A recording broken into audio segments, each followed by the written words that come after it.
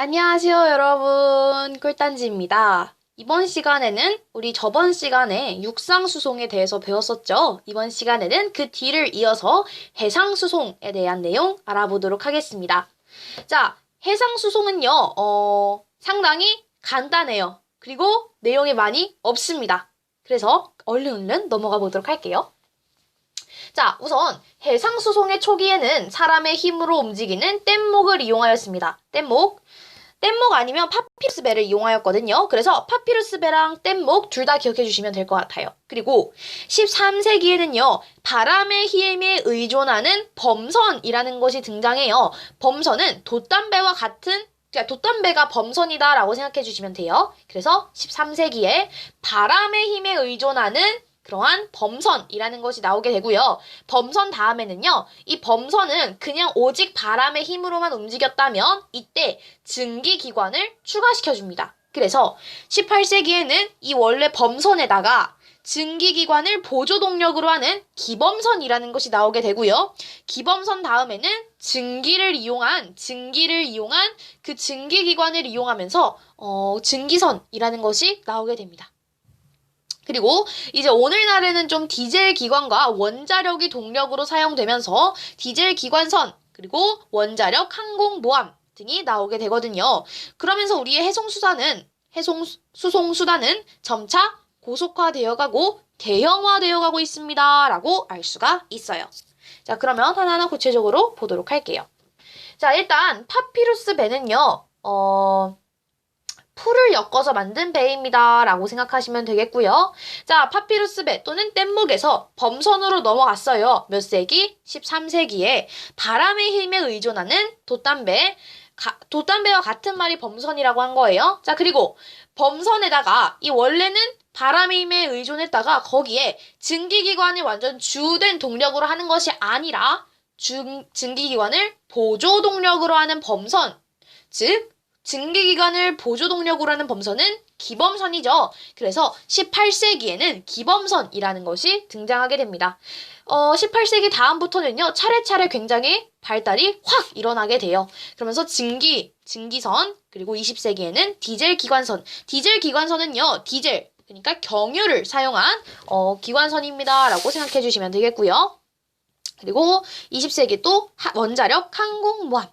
이렇게 생각하시면 되겠습니다. 자, 그래서 이 원자력 항공모함은 우리가 실생활에서 아마 탈 일은 거의 없을 거예요. 왜냐면 특수 목적, 즉 보통은 군사용으로 쓰이기는 하는데 그래서 이 특수한 목적으로 만들어진 배가 원자력 항공모함이라는 거.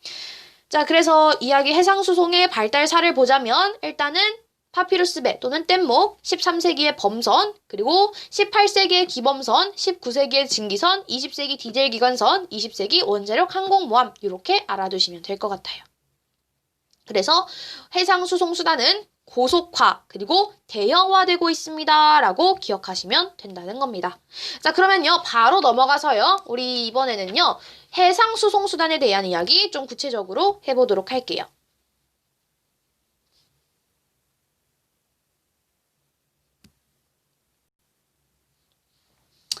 자, 이렇게 제가 정리를 해왔습니다. 요게 끝이에요. 해상수송수단에서 할 이야기는. 자, 보도록 할게요. 자, 우리가 해상수송은 물에서 사람이나 화물을 운송하는 것입니다. 그래서 대표적인 해상수송수단에는 선박, 즉 배가 있어요. 자, 우리가 선박은 대표적인 키워드가 부력이라는 것인데요. 선박은 부력을 이용하여 선체를 물 위에 띄우게 됩니다. 물 위에는 일단 떠야 되니까. 그리고 동력기관에서 발생하는 힘으로 프로펠러를 이제 회전시켜서 추진력을 얻게 됩니다. 물과의 마찰 저항 때문에 이동 속도가 느려요. 하지만 화물을 대량으로 수송할 수 있기 때문에 경제적입니다. 라고 할 수가 있는 것이죠.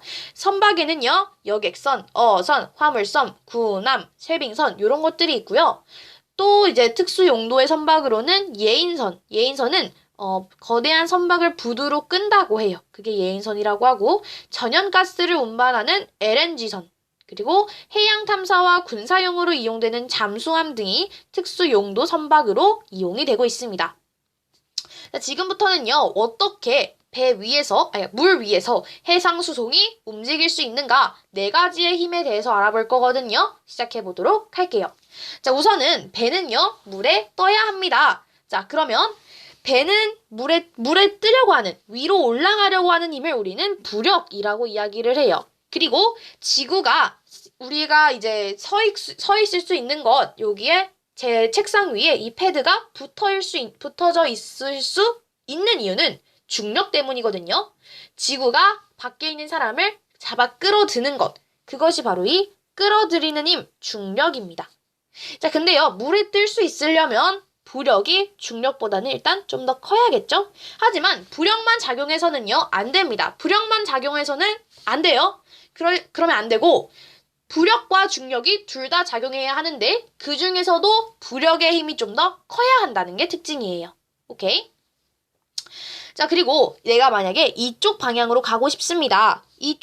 오른쪽 방향으로 가고 싶어요? 그러면 우리는 이때 오른쪽으로 가는 힘을 추진력이라고 이야기를 하고요. 그 반대쪽으로 가려는 힘을 저항력이라고 이야기를 해요. 저항력은 보통 방향을 바꾸거나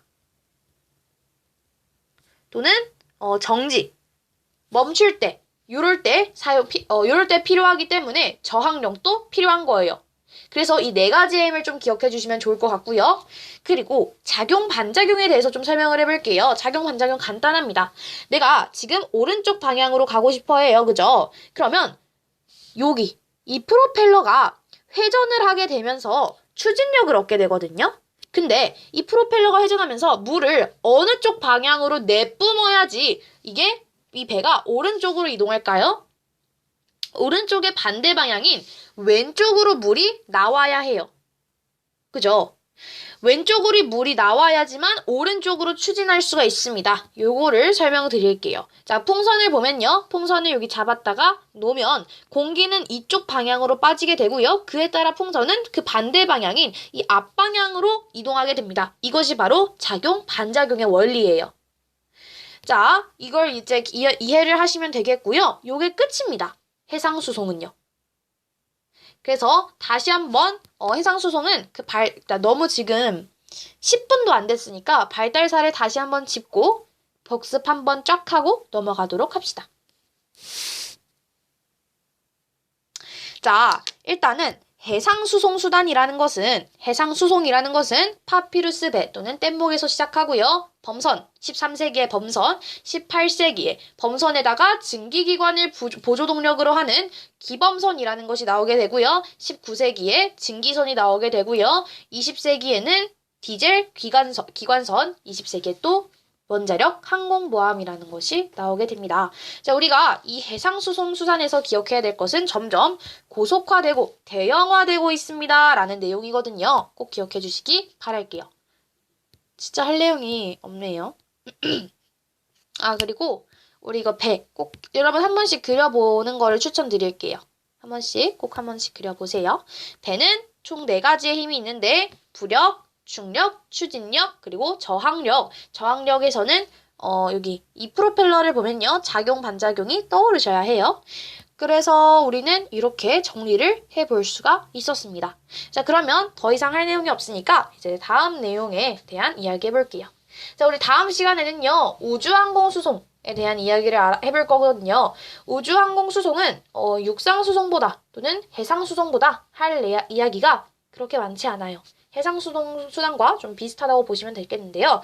이 육상수송이 되게 헷갈려요. 그죠? 그래서 육상수송수단에 대한 영상을 좀 많이 보시는 걸 추천드리겠고요. 어쨌든 우리 다음 시간에 우주항공수송수단에 대한 이야기 해보도록 하겠습니다. 자, 그러면 다음 시간에 만나요. 안녕!